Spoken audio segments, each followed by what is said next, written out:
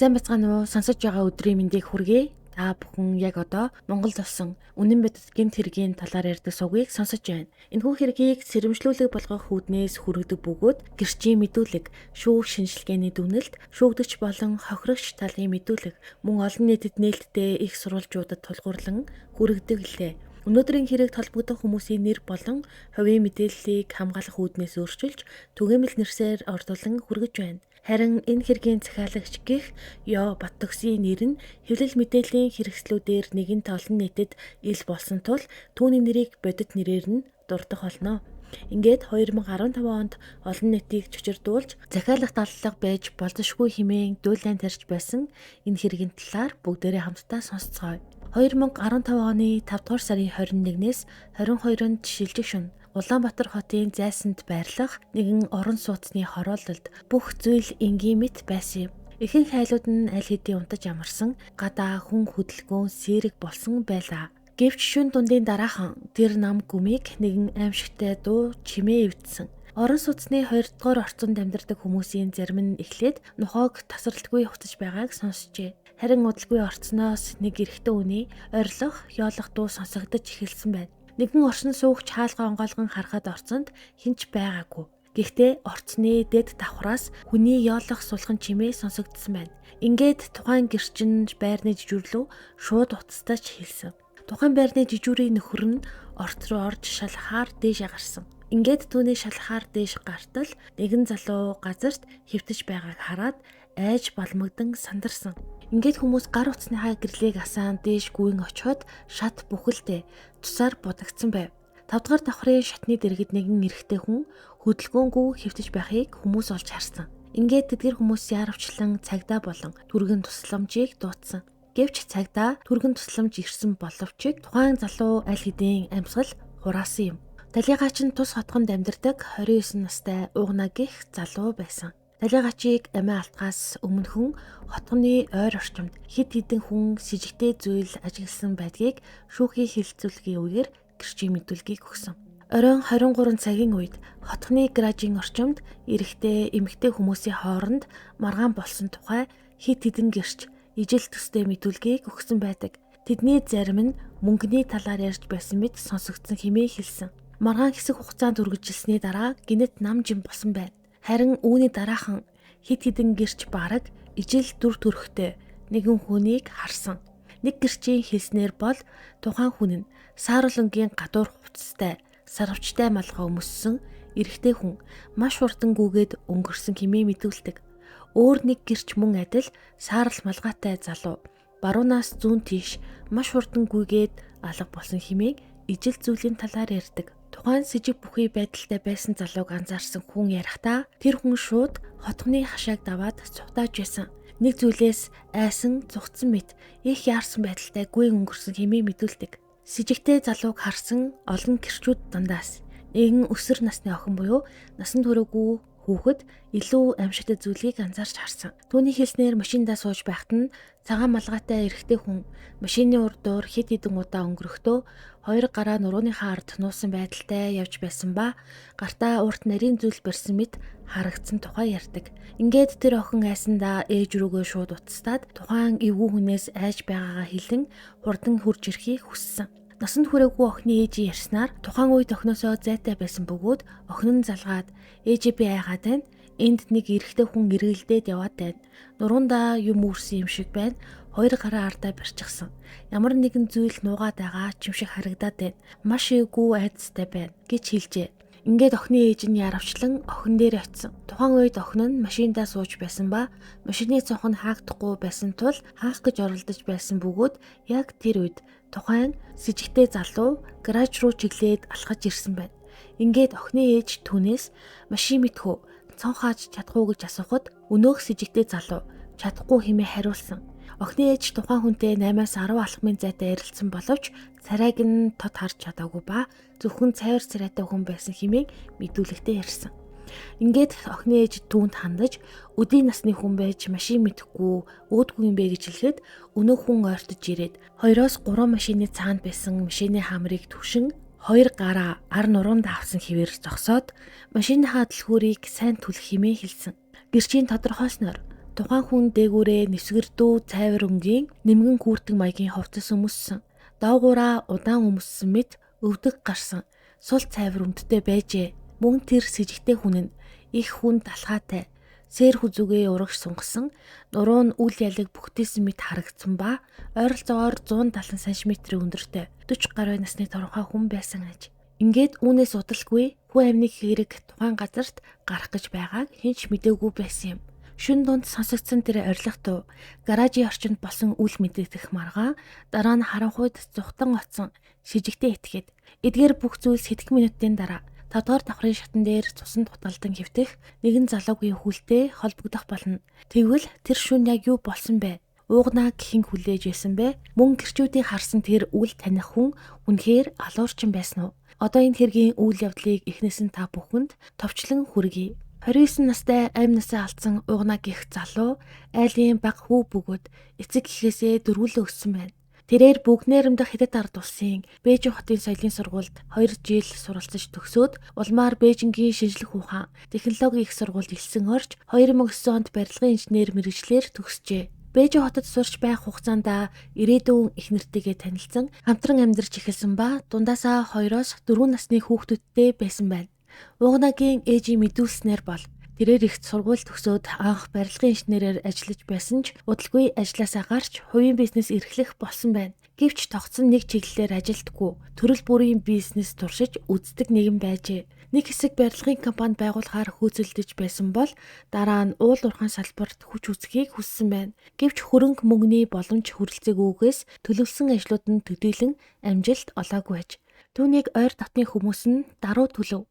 Хүнлэг, өгөөмөр сэтгэлтэй, бусдад туслахтаа дуртай нэгэн байсан хэмээн дурсдаг. Тэрээр хүнтэй ам мориж, хэрүүл маргаа үсэгдэггүй, эвтэй найртай зан чанартай байсан хэмээн гэрчүүд бүгд ижилхэн талигач залуугийн тухай ярьсан.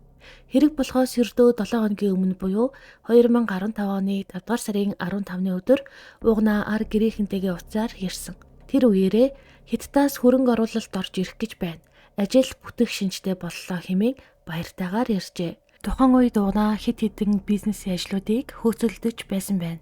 Тэрээр автомат тоглоомын газар ажиллаулдаг байсан бөгөөд дараа нь уг бизнесээсээ гарч эзэмшиж байсан хувиа бусдад шилжүүлсэн тухайгаа ярьж өгье. Мөн хамгаалтын компанид байгуулахаар төлөвлөж үүндээ зориулан автомашин хүртэл худалдан авсан байна. Уугнагийн эргэн тойронд Хятадын хөрөнгө оруулагчид болон бизнесийн хамтрагчид байсан ба тэрээр шинэ төсөл эхлүүлэхээр идэвхтэй ажиллаж байсан. Уугнаа бол маш хөдөлгөөнтэй хөдөлмөрч залуу байсан байна.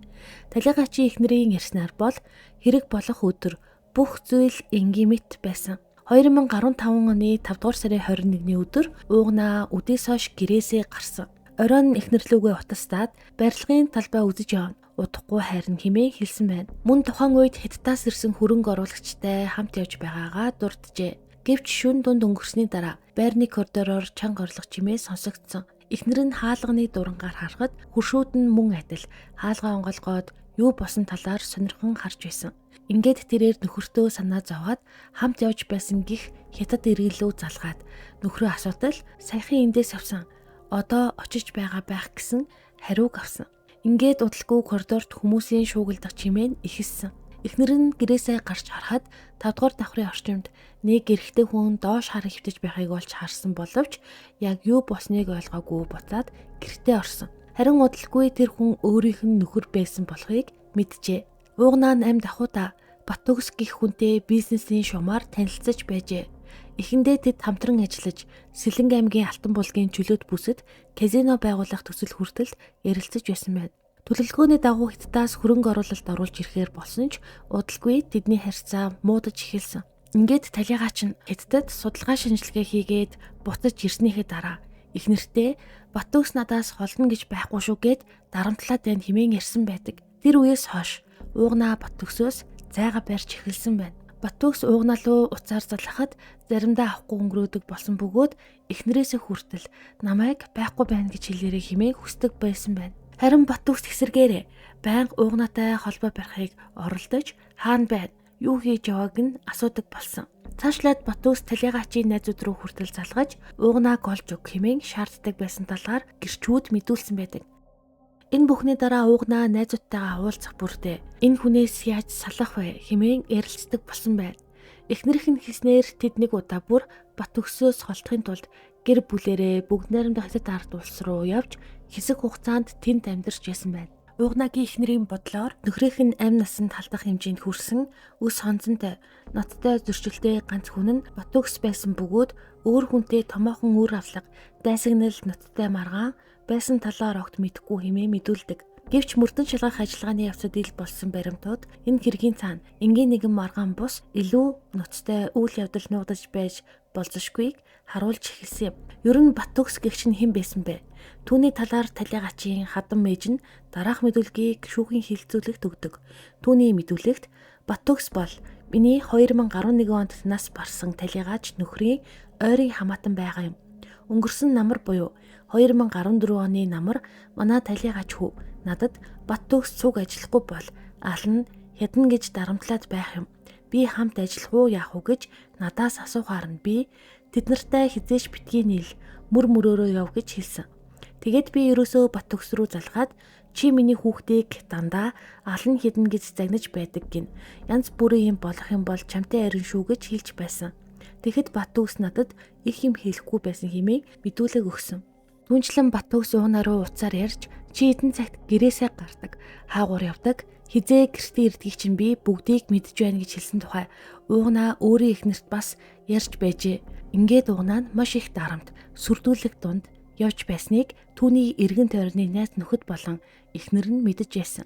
Одоо яг энэ юунаас болоод энэ хүнийг дарамтлаад байсан бэ? Яагаад уугнаагаас Батүкс нь салахгүй түүнийг байнга хайж, дарамталж, найзууд руу нь хүртэл ярьж сүрдүүлж байсан талаар тодорхой сэжүүрийг уугнаагийн найз Тамирагийн мэдүүлгээс бүгдээрээ сонсох юм бол тодорхой хэмжээнд ойлголттой болцгоно гэж бодож байна. Тамиран дараах мэдүүлгийг шүүхийн хилцүүлэгт өгдөг.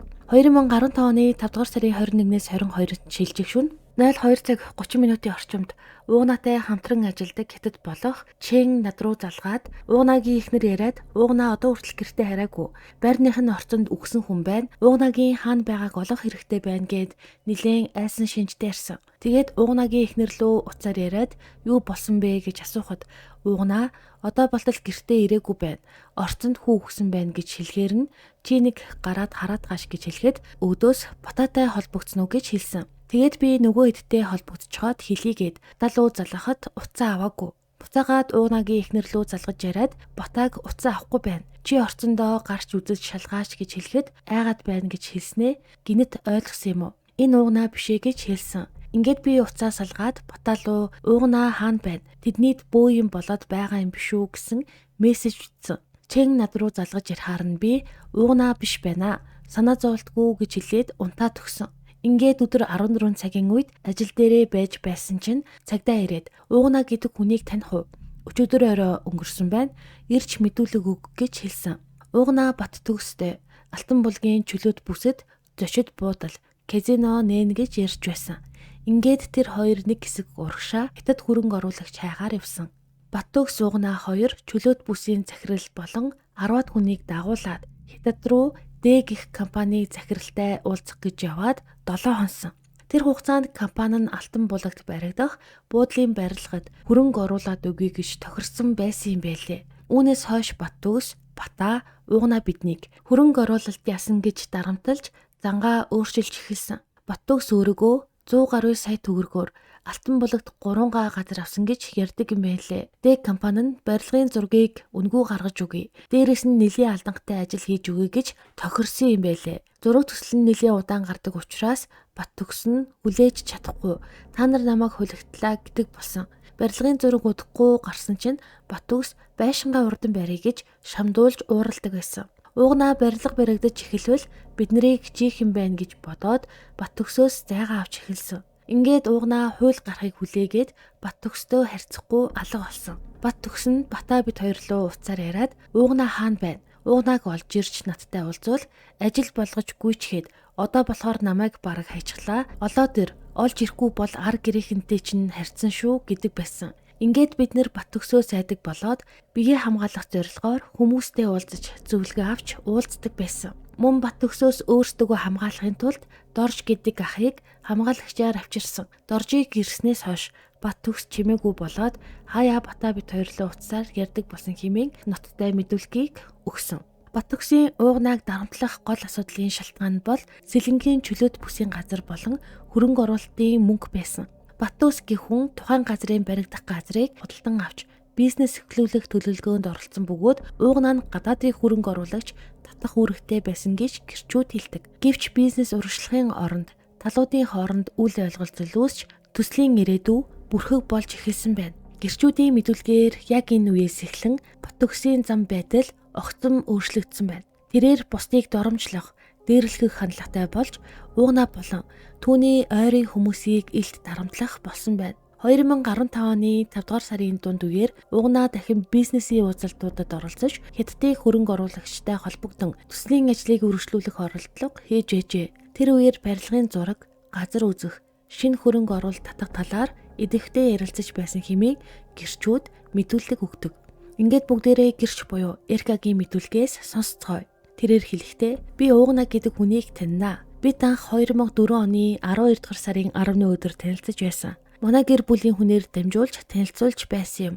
Тухайн үед уугнаа нь Хятад улсын иргэдтэй хамтарч ажиллаж компанид байгуулж ирсэн. Түүний нэр дээр хэд хэдэн компанид бүртгэлтэй байдаг. Мөн барилга, уул уурхайн чиглэлээр үйл ажиллагаа явуулах зорилготой өөр хэдэн компанид байсан ч тотмол үйл ажиллагаа явуулдаггүй байсан. Мөн Баян хонгор аймагт алтны уурхай эзэмшдэг байсан боловч тэр нь ч идэвхтэй ажилдаггүй байсан. Эдгээр компани санхүүгийн тайланг уугнагийн төрсөн эгч нь гаргаж ихэвчлэн татварт X тайлан өгдөг байсан. 2014 оны 10 дугаар сараас би уугнаатай хамтран ажиллагаа болсон. Учир нь нийгмийн даатгал төлдөггүй, цалин тогтмол биш байсан учраас би ажлаас гарсан. Ажиллаж байх хугацаанд бат төгс гэдэг хүн уугнааг байнга дарамталдаг байсан. Заримдаа надтай ярихтаа хүртэл танай энэ уугнаа чинь сэргэлэн юм. Намайг тонгорчих гээд байна. Би олон жил шоронд явсан хүн шүү. Хүсвэл түүнийг байхгүй болгож чадна гэж хэлдэг байсан. Мөн өөр нэг удаа уугнааг хэрэгт хийчихэд араас нь би өөрөө ороод алчгаж чадна гэж хүртэл надад ярьж байсан. Тэр үед уугнаа өөрөө ч бат төгсөөс ихэд залхсан байсан. Надад хүртэл энэ хүн намайг дарамтлаад эхнэр хүүхдийг минь хүртэлд занал хийлж байна гэж ярьдаг байсан. Тэгээд энэ хүнээс яаж холдох вэ гэж байнга ярьдаг байсан. Мөн бат төгс нь уугнаагаас гадна надад ч мөн дарамт үзүүлж байсан. Уугнааг хаагуур явж байгааг мэдэж байгаа бол хэлгэж шатдаг байсан. Тэгээд чи уугнаагаас холдсон дээр гэж хэлдэг байсан. Миний ойлгож байгаагаар бат төгс нь алтан бүлгийн чөлөөт бүсийн газартай холбоотой 100 сая төгрөгийн асуудалтай байсан. Тэр мөнгийг уугнаагаас гаргуулж авах ёстой гэж ярьж байсан. Тиймээс энэ маргаанаас болж зөрчил үүсэн байж магадгүй гэж би бодож байна. Тухайн үед уугнаа бат төгс хоёрын харилцаа маш их муутсан байсан ба энэ нь удаан хугацаанд үргэлжилсэн. Дарамт айдас маргаан байсан байх гэж ойлгож байна гэх мэдүүлгийг өгсөн байна. Эдгээр мэдүүлгүүдээс харахад уугнаагийн амьдралын сүүлийн өдрүүдэд түүний ойр орчимд дарамт үл ойлголцол мөн тодорхойгүй айдас дагалдаж байсан нь ил байгаа юм. Ингээ бүгдээрээ уугнаагийн найз болох отгоогийн мэдүүлгээс сонсцгоё. Тэрээр хэлэхдээ өнөөдөр найз уугнааг нас барсныг мэдсэн юм. Сэжиглэж байгаа хүн бол бат төгс гих хүн юм. Бат төгс нь өмнө нь хүн алаад шоронд сууж байсан хүн юм. Бат төгс нь уугнаагийн хадам талын холын хамаатан гэсэн. 2014 оны зунаас бат төгс нь Сэлэнг аймгийн Алтан булгийн чөлөөт бүсэд хамрагдах газрыг 100 сая төгрөгөөр казино бариулахаар худалдаж авсан. Тэр газар нь уугнаа Хятадуудаас хөрөнгө оруулалт оруулж ирээд казино байгуулах зорилготой байсан. Тэгээд 2014 оны зундаа бат төгс уугнаа мөн хээ ах нар Хятад явж Макаогийн казинотой танилцах журмаар яваад ирсэн. Тэгж ирснийхээ дараа бат төгс нь манай найз уугнаа болон түүний ойр орчмын найз нарыг хил амаар доромжилж дарамтлах болсон. Ингээд үүний улмаас үл ойлголцол үүсээд бат төгсийн худалдаж авсан газар дээр баригдах ёстой байсан казино баригдаагүй. Бат төгс нь 2014 оны зуны дунд үеэс Хятад явж ирээд уугнааг дарамталж сүүлдээ алан хэдэн шоронд оруулна гэх болсон. Бат төгс хэлэхдээ та нарыг би шорон руу явуулж чад өөрөө араас ч ороод та нарын мууг үзнэ гэдэг байсан. Тухайн үеийн дарамталж буй яриа уугнаа Тамира бата гурийн утсан дээр бичигддэг байсан. Нас барахаасаа ойролцоогоор 3-7 хоногийн өмнө уугнаа ганцаараа явж байгаад бат төгстэй гэрийнхээ хойн зам дээр таарсан гэж байсан. Байрных нь нарын зам дээр ганцаараа алхаж явж байхад нь таарсан гэж байсан гэх мэдүүлгийг өгчээ. Ингээд энэ хэрэг дээр маш олон гэрчүүдийн мэдүүлэг байдаг. Тэдгээр мэдүүлгүүд бол миний дээр сая хүргэсэн мэдүүлгүүдтэй агуулга утгаараа ижил байсан юм. Одоо ингээд бүгдээрээ Угнагийн амь насыг захиалгаар алуулах гэсэн Бат төгсийн эхнэрийн мэдүүлгээс нь сонсцгоё. Би нөхөр Бат төгстэй гэр бүл болоод 15 жил болж байна.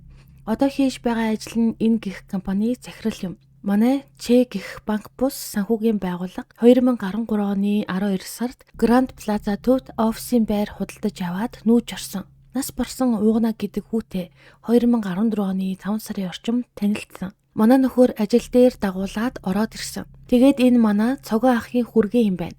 Хятад явдаг охиных нь нөхөр юм байна гэж танилцуулсан. Би нөхрийнхөө ах дүү нарыг нэрээр нь мэдэх боловч тэр болгон уулзаад байдаггүй. Өөрийнхөө ах дүүтэй ч цөөн уулздаг. Би цогоо ахынх нь охиныг таньдгүй байсан. Угнатай намайг танилцуулснаас хойш маргааш нь маань нөхөр дахиад дагуулад ороод ирсэн. Би таата биш хандсан. Чамтай яагаад уулзах болсон юм? Мөнгө зээлэх гэж уулздаг юм уу гэх зэрэгээр дургуйтсан. Тэгсэн манай нөхөр энэ дүүд яаралтай мөнгө хэрэг болсон байна. Чи судлаад үзчих. Том бизнес хийдэг гэж байна гэхээр нь зээлийн мэргэжилтэн томилоод судлуулсан. Бизнес хийдэг олон компанитай юм бол тэдгээртэй холбоотой баримтуудыг нь шаардсан. Тэгсэн орон сууцны гэрчлэгээ иргэний үнэмлэх авчирсан. Манай нөхөр болохоор намайг шаардаад байсан. 2014 оны 5 дугаар сарын орчимд Угна том казино байгуулна гэж ярих болсон. Сэлэнгийн алтан булгийн чөлөөт бүсэд нөхөр бид хоёр газар авсан. Барилга байгууламж барина гэж газар авсан. Зочид буудал барих төсөл өгсөн. Нэг удаа манай нөхөр Угнагийн хятадууд ирсэн гин. Хятадуудыг гэртээ урих нь хамгийн том хүндлэл гинэгээд манайд 2-3 хятадууд ирсэн. Ингээд л манай нөхөртэй харилцаатай болсон. Манай нөхөр 4 сарын 22-ны өдөр төрсөн ба төрсөн өдрөө тэмдэглэж байхад Угна гих залуу торт барьж орж ирсэн. 2015 оны 4 сарын 22-наас хойш манай гэрт 2 удаа орж ирсэн. Батөс Угнатай хамт ууланд хамт алхаж байгаад ирлээ. Мөн тэр хоёр апугийн хажуу талын фитнест явдаг гэсэн. 2015 оны 5 сарын 21-ний өдөр буюу Пүрэв гаригийн орой 21 цагийн үед манай компаниас надтай нийлээд 6 хүн Монгол аяллаа компаниар Итгэл тамб руу аялалд явсан ба манай нөхөр Ботокс Лама гэдэг ресепшний найз эмэгтэй нэмэгдээд 8 удаа явсан. Учир нь 8 хүн явбал нэг хүн нь хувь хэмдрэн гэж байсан юм. 2015 оны 5 дугаар сарын 22-ны өглөө Сэлэнг аймгийн Алтан булаг сумын бомдоор өглөө эрт хил гарсан. 2011 оны 5 дугаар сарын 22-ны орой Улаан үдэд буудалд байхад Баттөгс арх нэмж авъя гэхээр нь би хаанаас авахыг нь мэдэхгүй байж яах гээд байгаа юм гэж ууралсан. 5 сарын 23-наас 24-нд шилжих шөнө аялын багийн хамт олон Монгол руу буцсан. Ингээд 5 сарын 24-ний орой Улаанбаатар хотод ирсэн Баттөгс аялын замын туршид арх ууж явсан гих мэдүүлгийг өгсөн. Ингээд Баттөгсийн эхнэрийн мэдүүлгээр бол яг Угнаг амь насаа алдах үед нь бол хотод байгаагүй гэдгийг батлах мэт дараах мэдүүлгийг шүүхийн хэлцүүлэгт өгсөн. Одоо харин Баттөгсийн захиалгаар Угнагийн амь насанд хүрсэн гих Амрагийн өвгөн мэдүүлгээс та бүхэнд хүргэе. Амраа нь миний ач хүү байгаа юм. Амраа нь сүүлийн 20 жилд ялж хитгүүлж байсан. Хамгийн сүүлд 2015 оны 1-р сарын 16-нд Макао улсын шоронгоос шуллагдж ирээд орох орон байхгүйгээд бид нартай хамт амьдарч байсан. 2015 оны 5-р сарын 21-ний өдөр манайд байсан. Их л тогтворгүй болчихсон. П гэж хараагаад бухимдаад байдаг байсан. Хамгийн сүүлд хагасаа өдөр буюу 5 сарын 23-ны өглөө 9-өөс 10 цагийн хооронд гарч яваад дахиж ирээгүй. Их л байж ядаад холхиод л хараал хилээд бухимдаад байдаг байсан. Найз нөхдийг нь мэдэхгүй уцаар л байн хүнтэй ярьж байдаг. Хамгийн сүүлд явахдаа хаашаа явахаа огт хэлээгүй. Гэрт өөрийнхөө хувцсыг үлдээгээд өмссөн хувцтайгаа л явсан. Ер нь бол их бухимдуу, маш их шаналсан байж ятсан байдалтай байгаад исэн. Ингээд сургаггүй алга болсон уцаар ирсэн эсхийг мэдэхгүй. Би утасны дугаарыг нь мэдэхгүй хэмээн мэдүүлэг өгдөг. Харин шүүгдэгч Амрагийн ээж нь дараах зүйлсийг ярьсан. Тэрээр хэлэхдээ 2015 оны 5 сарын 23-ны өглөө 12 цаг 30 минутын үед Амраа над руу залгаж яриад та хаанд байгаа юм бэ гэж асуухаар нь сургууль дээр хичээлээ хийж байна гэж хэлсэн. Тэгсэн чинь Амраа асуудалд орсон намайг уучлаарай. Би танд хайртай шүү гэж хэлээд уцаа тавьсан. Хамгийн сүүлд Амраа 5 дугаар сарын 24-ний өдөр 10 цагийн үед уцаар залгаж яриад тань руу намайг хүн асууж сураглаагүй биз гэхээр нь би сураглаагүй гэсэн.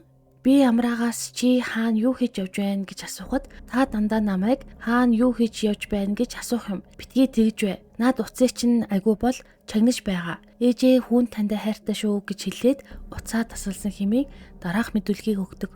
Одоо ингээд энэ хэрэгт маш чухал насны гэрчийн мэдүүлэг өгсөн хүн байгаа бөгөөд тухайн гэрч нь болохоор шүүгдэж Амраагийн одоо найз гэх хүн бол байсан. Ингээд түүнийг таньдаг мэддэг найзынхаа мэдүүлгээс та бүхэнд хүргэе. Би 1999 онд Багнуур дүүрэгт байрлах 427 дугаар ангид ял эдэлж байхад Амраа өөр хорих ангиас оргосон гэд дахин ял нэмүүлээд Багнуурын хорих ангид ирж байсан.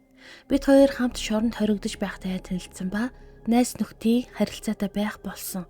2015 оны 5 дугаар сарын 23-ны өдөр 12-оос 13 цагийн үед миний утас руу залгаад чамтай уулзах хэрэгтэй байна. Би хүнсний хорийн Б гэх ресторант байна. Асуудал гарч чад байна. Чи такси бариад таксигаа олон дахин солиод энд хүрээд ир гэсэн. Тэгэхээр нь би тухайн үед унаж явсан Брус маркийн машинтайгаа 1 цагийн орчмын дараа Б ресторант явж утсан. Намайг яваад ороход Амраа ганцаараа нэг ширээн дээр суучихсан хоол идээд пив уугаад сууж исэн. Тэгэхэд Амраа хоол идэхүү пив уух уу гэхээр нь би юм уухгүй юу болсон юм бэ? Яасан гэж асуухад би хүн алчалтаа гэд нилийн сандарсан төгссөн байдалтай хэлсэн. Тэгэхээр нь би юу яриад балаарад байгаа юм бэ гэхэд харин би тийм юм хийчихлээ. Сая сонсныг чинь л хэллээ шүү дээ гэсэн. Энэ үед Амраа төгссөн яарч сандарсан байдалтай урд нь нуулзаж байснаасаа шал өөр царай төрөх шал өөр үйл хөдлөлтөй болчихсон байхаар нь би Амрааг үнэхээр хүн алчихсан юм байна гэж ойлгосон. Тэгтэл Амраа би одоо яах вэ гэхээр нь чи нэгэнд ийм хэрэг хийсэн юм бол өөрөө л мэд. Би одоо юу хэлэх вэ гэсэн. Хүн баг мэдвэл аюулд баг ордог гэж боддог учраас би Амраагаас яагаад хэнийг хизээ гэх зэрэг асуултыг асуугаагүй. Тухайн үед би энэ асуудалд нь орооцолтод явах уу гэж бодоод Амраад намайг хүмүүс хүлээж байгаа. Би явлаа гэж хэлээд гарсан. Гарахтаа Амраад хэрэг болбол яраарэ гэж хэлсэн. Бид хоёрыг энэ талаар яриад сууж байхад гаднаас Амраагийн найз гих Ундраа гэх эмэгтэй орж ирэхэд нь Амраа тийшээ суучих гээд өөр ширээнд суулгасан. Тэгэхээр нь би Амраад явлаа гэдгээ хэлээд чи намайг хараагүй. Би ч чамайг хараагүй шүү гэж хэлээд салсан. Ингээд баян хушуу орж ээж дүүнраа буулгачаад эргээд Амраатай ирсэн. Амраа 10 дугаар хороол байна. Хүрээдэр гэхээр нь байгаа газрыг нь залгаад 10 дугаар хорооллын сувлэгчийн сургуулийн хойд талын шорон замаар яваад 3 билүү 4 давхар буудалд очсон. Би гаднаас орохдоо 2-оос 3 пив авч орсныг Амраа уусан. Мөн дахин буудлаас 2-оос 3 пив авч Амраа уусан. Тэнд Амраа надтай юм яриад сууж байхдаа би захиалгаар хүн алсан гэж хэлсэн. Бас тэр алсан хүнээс нэг бичиг баримт авах ёстой байсан гэж хэлсэн. Хэрэг гарахаас хэд хоногийн өмнө Баттөгс Амрааг дагуулж яваад талигаачийн байран дээр очиод машинаа тавьдаг газар болон гаражаас гэрлүүгээ яаж ордгийг нь зааж өгсөн. Шатаар өгсөх үед нь тэр хүнийг хутгалсан, хутгаа худалдаж авсан гэж Амраа ирсэн. Мөн лицензч гэлүү нэг бичиг баримт авах ёстой байсан боловч хутгалах үед цаад талд нь хүн муухай орлохоор нь сандарсандаа буцаад цутаачихсан гэсэн. Амраа ер нь их адгүй хүн байгаа юм. Тэгээс ч Амраа ер нь ямар нэгэн асуудал гарвал маргалдаж байгаа хүнээ шууд л хутгалж хаад байдаг юм. Мөн тэрнээс хэд хоногийн өмнө уулзахдаа нэг хар иштэй арзар том хутга үзүүлээд би ийм хутга худалдаж авсан гэд байсан юм. Тухайн үедээ л Амрааг тэр хутгаараа хүн алчсан байж магадгүй гэж бодсон. Амраа надтай уулзаа сууж байхдаа нэг хүнтэй уцаар яриад байсан ба асуудалгүй би өөрөө зохицуулчихна гэж яриад байсан. Хинтээ ярьж байсныг нь бол мэдээгүй. Цагдаагийн ажилтнууд намайг дуудаж хэргийн талаар асууж байсан учраас баримт болгох гэж би бичлэг хийж авч үлдсэн юм. Үүнийгээ ээжийнхээ таллагны утанд хадгалсан байгаа. Би очиод аваад өгч болно гэх мэдүүлгийг шүүхийн хэлцүүлэгт өгсөн байна. Амраагийн найз гэх хүний мэдүүлэг бол энэ хэрэг чухал одоо гэрчүүдийн мэдүүлгийн нэг болж үлдсэн юм. Ингээд угнаа болон угнагийн найзууд нь бат төгсөөс айгаад бие хамгаалагч хөлсөлж авсан тухай дээр гарсан мэдүүлэгт гардаг. Ингээд тухайн үед хамгаалагч хийж байсан залуугийн найзын мэдүүлгээс та бүхэнд хүргэе. Тэрээр хэлэхдээ Батаа угнаа нар манай дүү Тамиратай найз бөгөөд түүгээр дамжуулан бид нар танилцаж байсан. Энгийн ах дүүгийн харилцаатай байдаг. Тэднийг хамгаалж байсан хамгаалагч залуу бол 1997 оноос хойш надтай хамт каратэд тасгалжуулагчаар ажиллаж байсан Дорж гих найз маань юм. Тухайн үед би каратачин байсан. 2014 оны 9-р сарын үед манай дүү надтай уулзаад манай хэдэн найз нийлээд бизнес хийдэг юм. Тэгтэл тэднийг Шоронгийн Баттөгс гэдэг хүн зосоо загуу дарамтлаад байдаг болсон гин. Тантай уулзаж зөвлөгөө авъя гэсэн. Ингээд уулзаж юу болсон талаар нь тодруулахад угнаа нь Бат төгс гэдэг ах манай эхнэрийн талын хамаатан байгаа юм.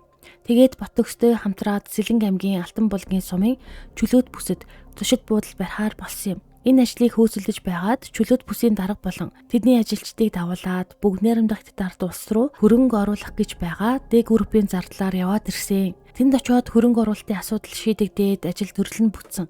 Ингээд буцахаар болоход Бат төгс нь угнааг за одоо надаас сална холдно гэж байхгүй шүү. Хэрвээ надаас өөр хүнтэй хамтрах гээд байвал гэр бүлийг чинь ална. Хүйс тэмтрэн та нарыг ална шүү. Ар гэрийнхнийг чинь хаяг, аав ээжийг чинь бүгдийнгийн мэдэн шүү. Би бол шоронд байсан хүн.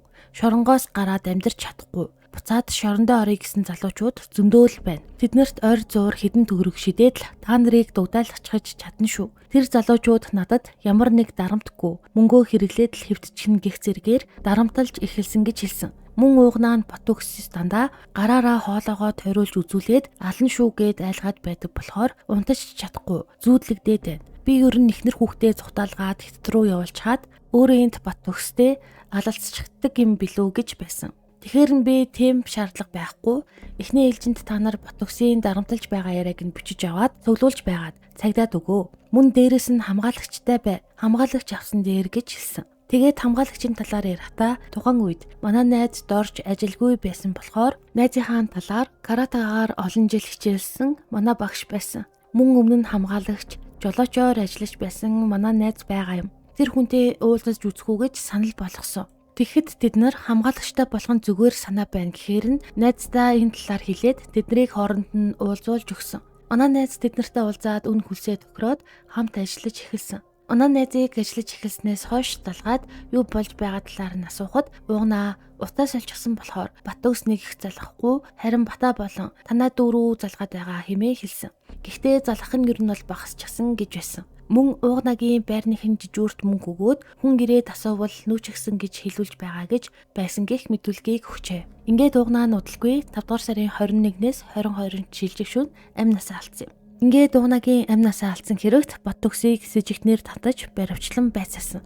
Тухайн үед угнаа хөнөөсөн этгээдийг баривчилж чадаагүй ба. Тухайн шүүгдэж амрааг их этгээд нь 5 сарын сүүлээр улаан үдээр Орос руу гарч Хятад руу оргон зайлсан байсан юм. Ингээд Бат төгсийн тухайн үед өгч байсан мэдүүлгээс нь та бүхэнд хүргэе. Тэрээр дараах мэдүүлгийг өгсөн. Би талигачийг нас барсан гэх 2015 оны 5 сарын 21-ний өдрийн 22 цагт эхнэр болон түүний ажлынхны хамт Улаан-Өвд хот Итгэл там руу яваад 2015 оны 5 сарын 24-нд ирсэн. Би Сэлэнг аймгийн чөлөөт бүсэд автомат тоглоомын газартай туршид буудал барих зорилгоор нэг га газар эзэмших эрх авсан. Уг газрыг чөлөөт бүсийн захирагчийн албанд 50 сая төгрөгийн хандив өгч байж авсан. Би энийг угнаа болон хятад хүн нартай хамтарч хийхээр тохирсон байсан. Угнаа анханасаа хөрөнгө оруулагч олж өгнө гэж ярьсан байсан. Тэгээд нэг хүнд үзүүлсэн боловч нөгөө хүн зөвшөөрөөгүй. Тэрнээс хойш өөр хүнд үзүүлээгүй ба өөрөө уцаа салгаад алга болчихсон. Би харин найз Баталуун залгаад уурлаад ярьчихдаг байсан. Бата руу уурлаад хараалын үг хэлгээр утсандаа бичлэг хийлээ шүү гэдэг байсан. Найз нөхөдтэй нэрж амаар доромжилж байснаа хүлээн зөвшөөрч байна. Би 2001 оны орчим Багнуур дахь чанга тэглэмтэй 20 ангид ял хийдэлж байхдаа амраатай гимгүү найзууд байсан. Суллагдсанаас хойш хан олд үүрэгдэх нийслэлийн фитнест хамт явдаг байсан. Гэр гайгүй харилцаатай байсан. Би амрааг угнаатай танилцуулаагүй. Тэр хоёр бие биенээ таньдаг байсан эсхийг мэдэхгүй. Талигаач угнаа болон амраа нарын гэр нь ойролцоо байдаг байсан юм. Би Бататай уцаар ярихдаа ах нь бол зүгээр нэг хонзон санчаараа амар хонзгончдаг байхгүй юу? Өөрөө хоосон хонож байгаад ч гэсэн тэр муугаас хариугаа авна. Тэр мууг мөнгө хаяж байгаад дугдаалгана гэснээ бол санахгүй байна гэх мэдүүлгийг өгчээ. Ингээд тухайн мэдүүлгийг өгөөд сэжигтнэр байцаагдаж байх хугацаанд Бат төгс нь 2016 онд Монголоос оргон зайлж Австрали улс руу явсан байсан. Гол хэрэгт сэжиглэгдэж байсан захиалагч Бат төгс болон шүүгдэгч амраа нар нь хоёул оргон зайлсан боловч хэргийг үйлцэн гэх амрааг Интерполоор иргэн сурвалжилж 2 жилийн дараа Монгол улсад баривчлан авчирсан юм. Ингээд тэрээр баривчлагдсныхаа дараах мэдүүлгийг шүүхийн хилцүүлэгт өгсөн. 2015 оны 5 дугаар сарын эхээр би Бат төгстэй хамт хэрэг болсон байрны хойд талаар машинтаа явж байхад нэг залуу хажуугаар зөрж өнгөрөөд хар өнгийн лаанд 200 маркийн машинд суусан. Тэгэхэд би тэр залууг анхудаа харсан ба Баттүгс тэр залууг заагаад энэ залууг уугна гэдэг юм. Надтай хамт Алтан булгийн чөлөөт бүсэд хамтарч бизнес хийн гэж явж байгаад новширчсан юм гэж хэлж байсан. Тухайн үед би тэр уугна гэх залуугийн машиныг нь харж авсан бөгөөд нэг байрны хашаанаас гарч ирж байсан болохоор энэ байранд амьдардаг юм уу гэхэд төгс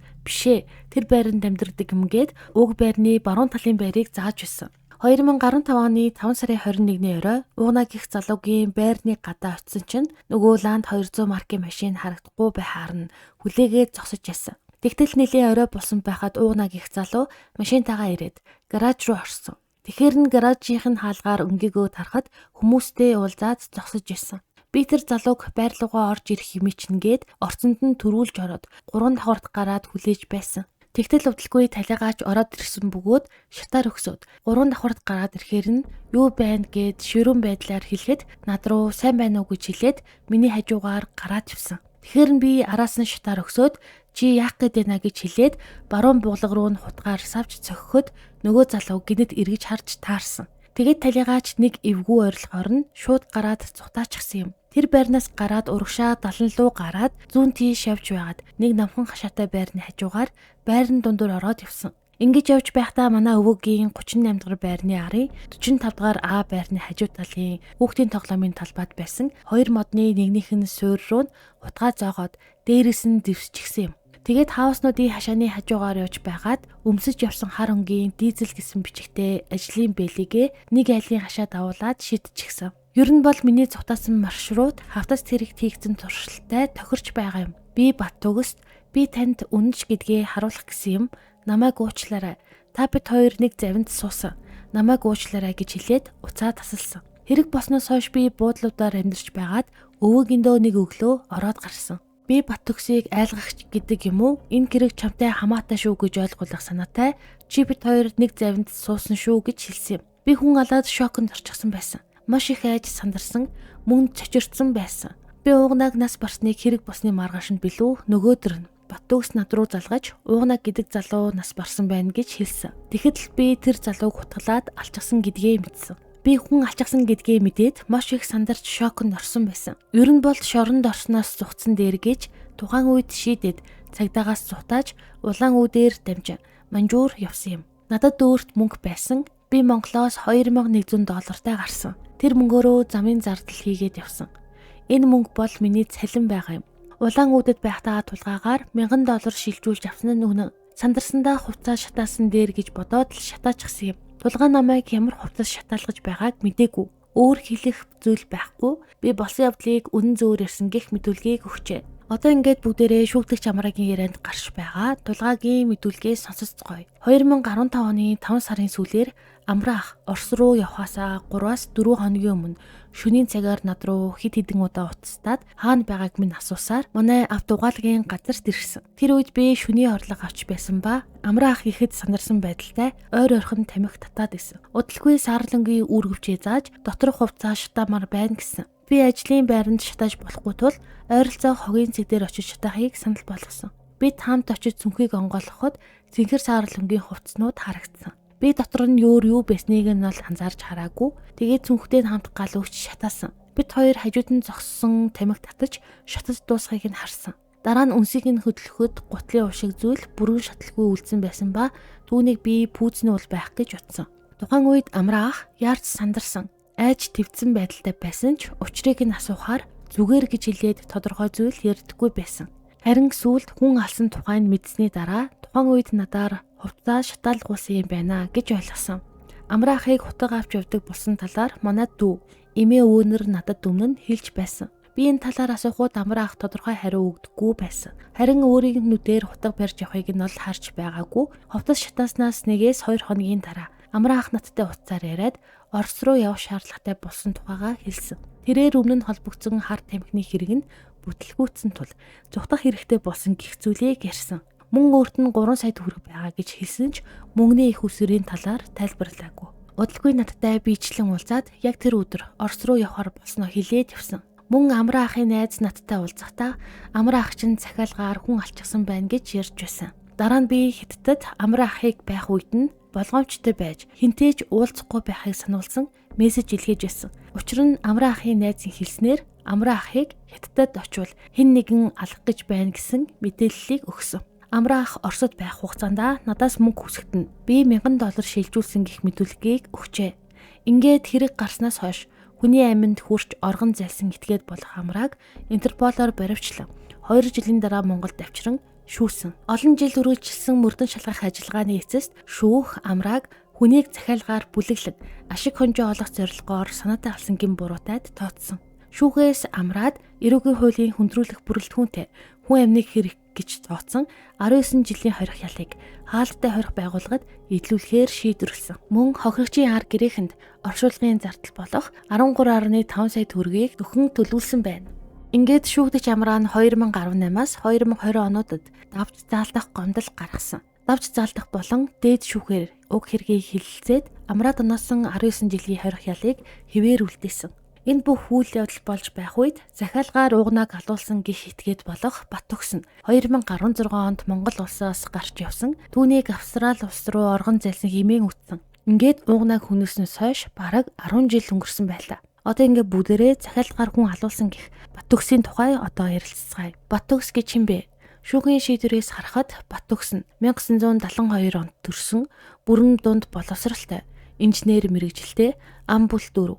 Эхнэр 2 хүүхдийн хамт амьдардаг нэгэн байсан байна. Гэвч түүний өнгөрсөн амьдрал энгийн нэгэн биш байсан. Шүүхийн баримтаас үзэхэд Баттөгс нь өмнө нь хэд хэдэн удаа ял шийтгүүлж байсан байна. Анх 1991 онд эрүүгийн хуулийн дагуу 3 жилийн хорих ялыг авч ирсэн. Үүнээс өрдөө 3 жилийн дараа буюу 1994 онд дахин шүүгдэж энэ удаад 20 жилийн хорих ялыг сонссон. Дараа нь Баттөгс нь давж заалдах шатны шүүхэд гомдол мэдүүлж эцэстээ 15 жилийн хорих ял болгон 20 жилийн ялаа бууруулсан. Тэрээр 2005 онд хорих ангиас суллагдсан байна. Ингээд бусдыг захиалгаар алуулсан гэх хэрэгт сэжиглэгдэн шалгагдаж байхдаа оргон зайсан Баттөгсийг 2024 оны 7 сарын 11-ний өдөр Цагдаагийн ерөнхий газрын Интерполийн үндэсний төв товчооноос Австрали улсын Интерполийн үндэсний төв товчоотой хамтран их оронд нь албатан авчирсан. Улмаар түүнд холбогдох хэргийг цагдаагийн байгууллагаас мөрдөн шалгаж байсан. Тэг ингээд Баттөгсөд холбогдох хэргийн шүүх хурал нь 2025 оны 5 сарын 5-нд Баянгол хан уул сонгон хайрхан дүүргийн эрүүгийн хэргийн анхан шатны тойргийн шүүхэд болсон ба шүүхээс түүнийг хүнийг захиалгаар хөнөөх гэмт хэрэгт шууд гүйцэтгэгчээр бус харин бусдыг өдөөн турхирч хэрэг үйлдэхэд нөлөөлсөн хатгагчаар оролцсон хэмээн үтсэн. Мөн уг аллах нь бүлэглэн үлдэгдсэн эдийн болон эдийн бус ашиг сонирхлын үүднээс зохион байгуулагдсан хэмээн шүүх дүгнсэн. Ийхүү анхан шатны шүүхээс Баттөгсөд 20 жилийн хорих ялыг оноож хаалттай хорих байгууллагад идлүүлэхээр шийдвэрлсэн юм. Ингэснээр талигач амь насыг бүрлэгсэн хэргийн ард байсан гэх хүмүүсийн нэг болох Баттөгс нь эрүүгийн хариуцлага хүлээхээр болсон байна. Ийхүү 2015 онд гарсан энэхүү амьсгалт хэрэг олон жилийн дараа шүүхээр эцэслэн шийдвэрлэгдэж хүний амь насыг хөнөөсөн болон уг хэргийг захиалан зохион байгуулсан этгээдүүд хууль ёсны хариуцлагаа хүлээхээр болсон юм. Нэгэн гэр бүлийн амьдралыг оронгоор нь эргүүлсэн энэ хэрэг ийхүү шүүхийн шийдвэрээр өндөрлөжээ. Энэ хүртэл сонссон та бүхэндээ баярлалаа. Тэг хэрвээ та бүхэнд манай сувг таалагддаг бол манай сувгийг дэмжихийг хүсэх юм бол видеонд лайк дараад сувгаа дагаарай хэмээн хүсье. Ингээд дараагийн дугаараар уулзалтлаа. Түр баяртай.